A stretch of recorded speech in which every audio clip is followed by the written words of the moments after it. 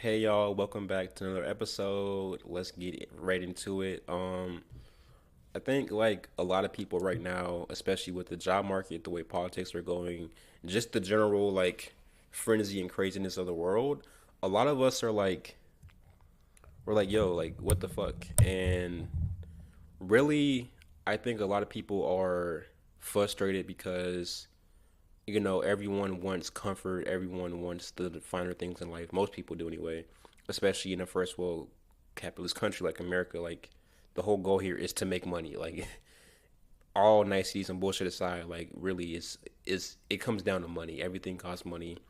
And it can be very discouraging to walk your authentic path or even know what that is when everything is monetized, everything is about views and clicks and likes and comments and oh, I have this and now I have this and oh, they have this nice car, so I have to do this. Like keep the whole keeping up with the Joneses thing.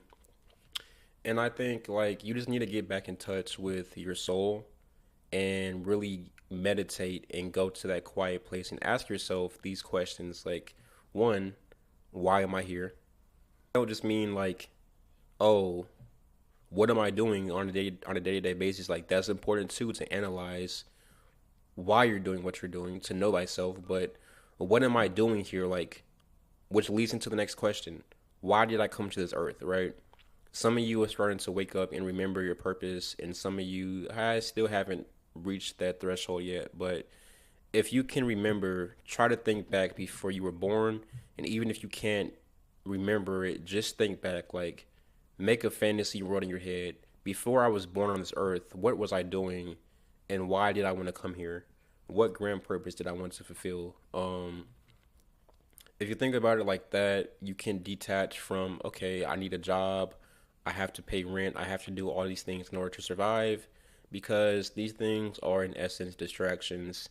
And it's crazy, the more you succeed in this material world, it's like the further you get away from your purpose. So I know, like, walking, I will just say a conscious spiritual path isn't always, it doesn't appear to be the most glorious, right? And I think one thing I want to debunk is that like people say a spiritual person can't have riches. You shouldn't focus on material things. We live in the material world. Um, while yes, everything is spirit, everything emanated from spirit, everything was birthed from spirit, and there is a spiritual plane on this earth, we still are very much in the body with flesh and needs and wants and desires and hormones and chemicals in the brain. So we can't just shun that. There are some very extreme paths that do that, and they'll say, like honey fast, only drink water, meditate for 3 hours a day. Like Buddhism, and there are a lot of like asceticism. There's a lot of very extreme paths that are hard on the body, and they teach you to do without, and they make you live a simple life. Everyone doesn't want to live like that, and you don't have to. Um, Really, what walking your path looks like is identifying your purpose, which we talked about. You can ask yourself, why am I here? And what am I doing? If you can even think back to your dreams as a kid, like my dream as a kid was to be a rock star. I would wear this like studded uh fur vest and these like yellow rain boots, and I would like run around the house playing like air guitar and acting like I was on stage. And I still do that, just without the get up, but like I still want to be a rock star. I just, so I've started walking towards that. And but the thing is, right, the things you want and what the most high God wants from you or what your ancestors want from you could be two completely different things. Like you may really just want to live a quiet life and not be bothered by anybody, but your path, like your astrology or just like your mission in this life might be to be on a stage in front of people. Or it could be the opposite. Maybe you really want to be a movie actor, like blockbuster Hollywood, but your path is more of a quiet one in this life. So you really need to identify your purpose, and that does coincide with your passion. And like I was saying, realistically, you don't have to like cut all material things aside. You don't have to like sell your iPhone and pawn your house and move to the Himalayas and meditate. It really just looks like cutting out distractions, spending less time with people that you know are not healthy for you or people that are afraid of their path.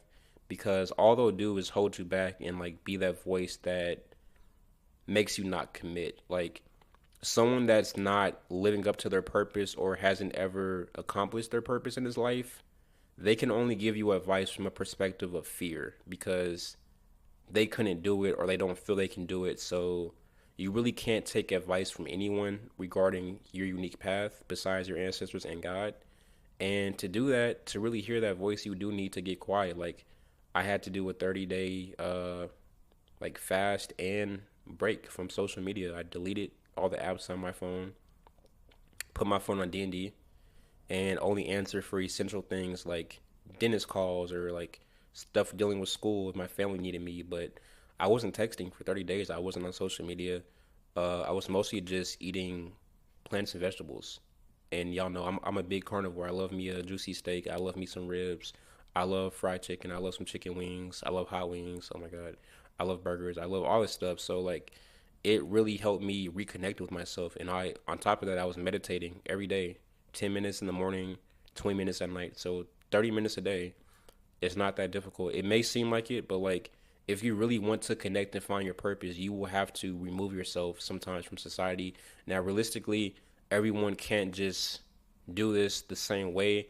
If you can only do like 3 days out the week where you eat green, eat clean, where you do no phone, no screens, do that. Or if you're able to even use if you can't even take a week off of work just to really get back to yourself, you're gonna have to find that time in between because we're coming to a point where the narrative is kind of like this. It's like, which side are you on? And it's not to freak people out. It's not to say, oh, like you need to be Republican or Democrat. By sides, I mean, are you okay satisfying the flesh or are you here for a higher purpose? And one thing we're not going to do on this channel is demonize either side. So a lot of so-called spiritual occultists or conscious woke people will completely demonize, let's just say the sheeple, the non-woke. And they'll say, oh, they're ignorant, they're living in a lie, the life doesn't matter. But a lot of spiritual people are suffering and their life is miserable. Drinking kombucha, yoga does not make you better than other people who don't integrate those practices into your life.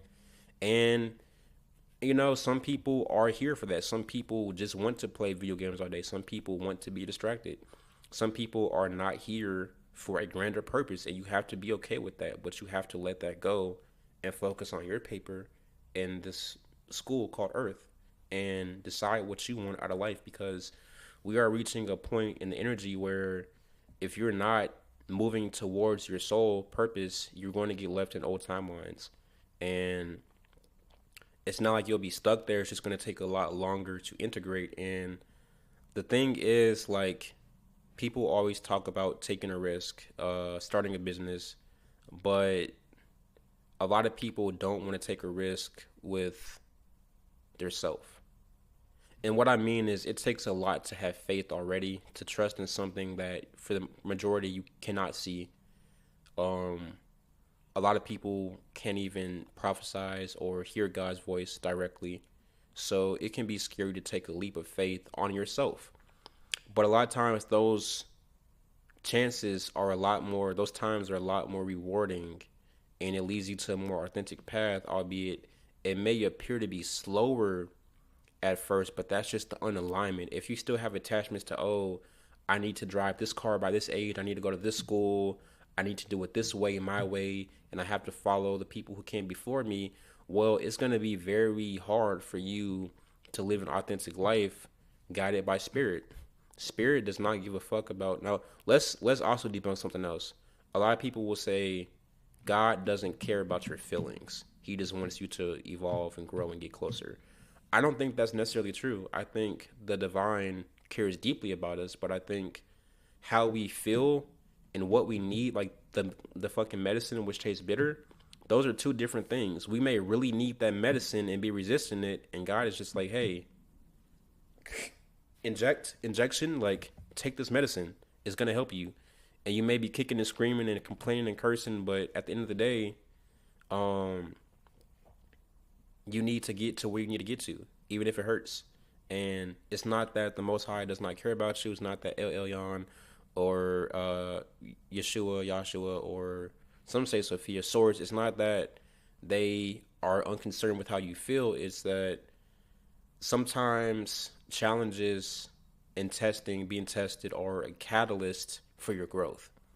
If you feel like, dang, like every time I try to get closer to God, it's just hard. Well, yeah, of course it's gonna be hard because you're still trying to keep up with the Jones. You still have this image in your head of this appearance of who you should be, of what you should be doing, of how you should act, and being in alignment is not something you can fake. It's not something that you can just wake up one day and decide, oh, like it's everyday practice because every day in every way you are being tested, whether you know it or not. Life is inherently suffering and uncomfortable, and Earth is not a prison. It's not a hell, as some people say. It is just there is so much dense energy moving through this planet. There is such an attack on darkness, which is feminine, because, guys, we live in a world of light, which it may not seem like that since there's so much fucked up shit going on in the news every day, but the light is just masculine, is yang, it's light. And it's funny that, like we have all these lights, we have lamps, we have flashlights, we have street lamps, we have ring lights, we have all this stuff, and everyone is afraid of the darkness. Like there's whole stories about children's stories about how to stop being afraid of the dark. People make fantasy stories about the creatures that spawn from darkness and demons, and really you're just talking about mother, which is disrespectful. Darkness is just yin, which is divine feminine, and you have to be comfortable sitting in that darkness. Like when you close your eyes, it's dark. When you meditate and go in that stillness, it's darkness. That's the void. When you are walking at night, the night sky is dark. It's not something to fear. It's just a different aspect of us that we need to embrace. And darkness does not always equate to the shadow. The shadow is just the repressed, the things that we hide, the lies we tell ourselves. But the shadow itself is not inherently evil either, right? It's just another aspect of ourselves. It's like you could say the unintegrated, the unhealed, the unknown, the subconscious, the things we're not consciously aware of. I kind of went on a tangent, and I need to wrap this up soon. I have to get going soon. Um, my homegirl's taking an exam, and she's nervous, but I'm rooting for her. I know she can pass. She's really intelligent.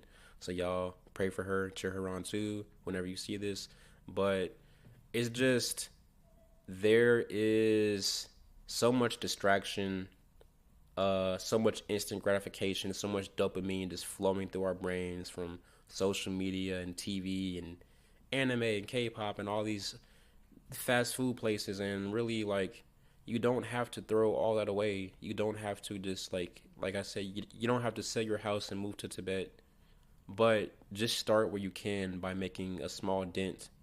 Like make sure your space is clean and then sage it. If you don't have sage, get Palo Santo.